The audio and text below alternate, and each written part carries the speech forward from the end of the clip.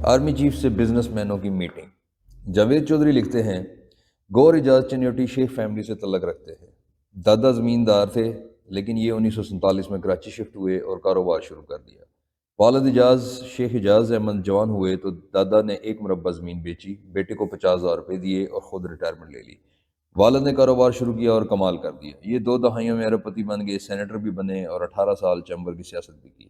یہ بعد ازاں گردوں کی بیماری کی وجہ سے ڈائلسس پہ چلے گئے۔ گور اجاز اس وقت ہارورڈ یونیورسٹی میں پڑھ رہے تھے۔ والد نے انہیں بلایا اور کاروبار ان کے حوالے کر کے خود کو ویلفیئر کاموں کے لیے وقف کر دیا۔ یہ لوگ اس وقت اجناس کی ٹریڈنگ کرتے تھے۔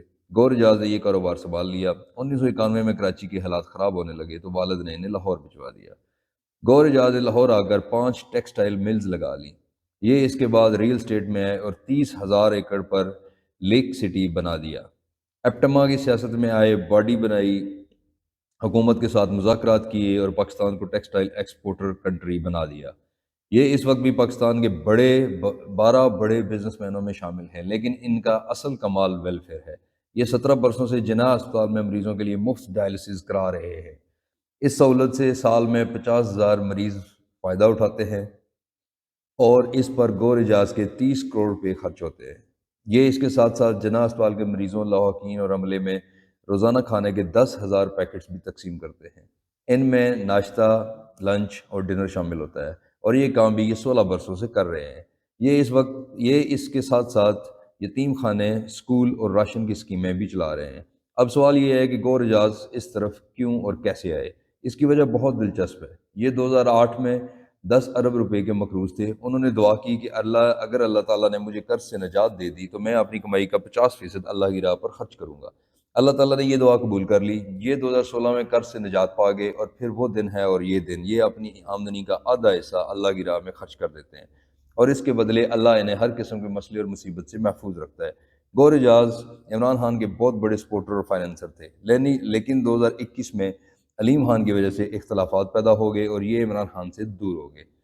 7 مارچ 2023 کو آرمی چیف ہاؤس میں ملک کے 10 بڑے بزنس مینوں کی army chief general Asim Munir اور وزیر خزانہ اسحاق ڈار سے ملاقات ہوئی۔ مجھے کسی ذریعے سے پتہ چلا اس میٹنگ کے لیے گور اجاز نے اہم کردار ادا کیا تھا، لہذا میری اس بدھ اور جمعرات کو لاہور میں گور اجاز صاحب سے 2 ملاقاتیں ہوئیں۔ گور اجاز نے بتایا کہ میرے ساتھ پنجاب کے 5 بزنس مین تھے، جبکہ 5 بزنس مینوں کو عارف حبیب کراچی سے لے کے آئے تھے۔ یوں ہم 10 لوگ اس میٹنگ میں شریک ہوئے۔ کراچی سے عارف حبیب، بشیر جان، محمد علی طبہ، شاہد صورتی اور شہباز ملک تھے، جبکہ پنجاب میں سے فواد مختار، شہزاد اختر، فیصل افریدی اور میاں احسن تھے۔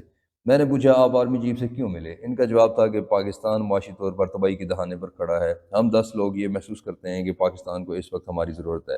ہم ملک کے بڑے ایکسپورٹرز بھی ہیں اور امپورٹرز بھی، اور ہمارے پاس 10 لاکھ لوگوں کی ورک فورس بھی ہے۔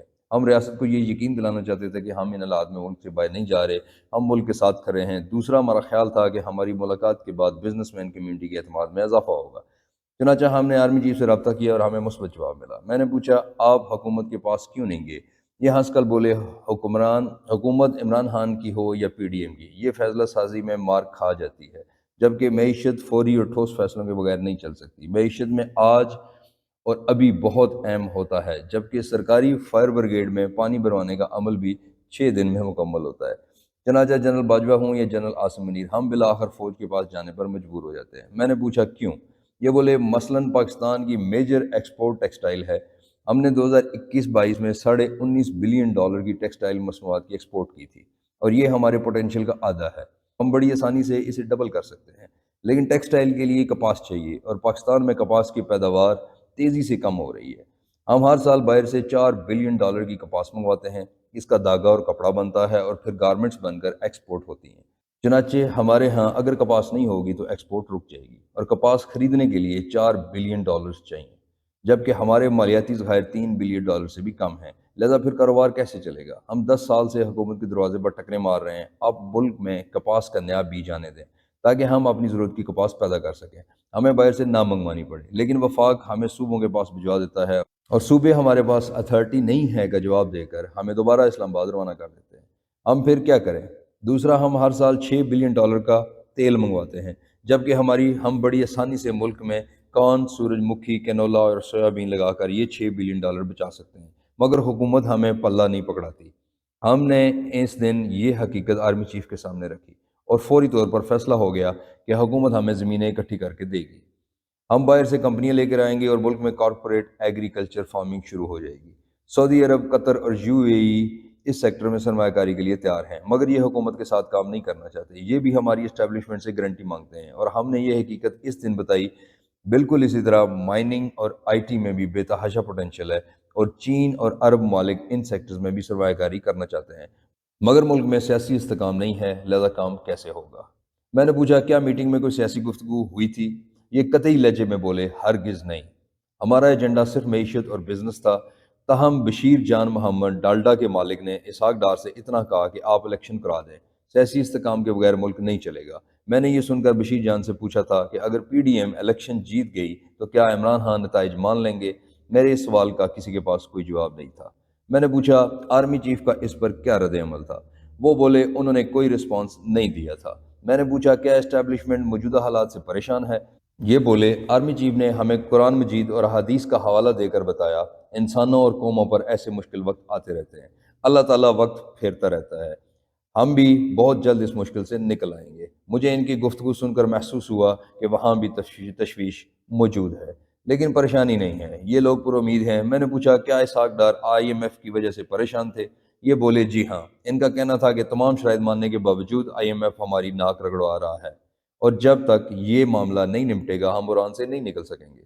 میں نے مشورہ دیا ہمیں متبادل راستے بھی تلاش کرنے چاہیے، ہمیں روس اور ایران سے سستا پٹرول لینا چاہیے، ہمیں انرجی میں بھی خود کفالت کا بندوبست کرنا چاہیے۔ ہم آخر کب تک اس طرح ہاتھ پھیلاتے رہیں گے؟ میں نے پوچھا عمران خان نے آپ کی ملاقات کے بعد یہ کیوں کہا تھا کہ یہ وہ لوگ ہیں جنہوں نے ہماری حکومت گرائی تھی؟ یہ ہنس کر بولے میں نے دسمبر 2022 میں 3 بزنس مینوں کے ساتھ زمان پارک میں عمران خان سے ملاقات کی تھی۔ میں نے انہیں مشورہ دیا تھا آپ صوبوں میں اسمبلیاں نہ توڑیں، مدت پوری کریں اور الیکشن وقت پر ہونے دیں، ورنہ ملک میں عدم استحکام ہو جائے گا، معیشت بھی جائے گی اور آپ کو الیکشن بھی نہیں ملیں گے۔ لیکن ان کا جواب تھا میرے وکیل بتا رہے ہیں کہ حکومت 90 دنوں میں ہر صورت الیکشن کرائے گی، اور یوں میں دونوں صوبوں میں دوبارہ حکومت بنا لوں گا۔ میں نے انہیں بتایا آپ میری بات لکھ لیں، آپ نے اگر اسمبلیاں توڑ دیں تو 90 دنوں میں الیکشن نہیں ہو سکیں گے اور آپ صوبوں سے بھی جائیں گے، مگر یہ نہ مانے اور آج آپ صورتحال دیکھ لیں۔ چنانچہ ہم نے ان کی حکومت نہیں گرائی تھی، ہم تو دسمبر 2022 میں بھی انہیں بچا رہے تھے۔ یہ گڑھا عمران خان نے خود کھودا ہے اور یہ روز دوسروں کو اس کا ذمہ دار قرار دے رہے ہیں۔ میں نے پوچھا آپ کی آرمی چیف سے ملاقات کا کیا فائدہ ہوا؟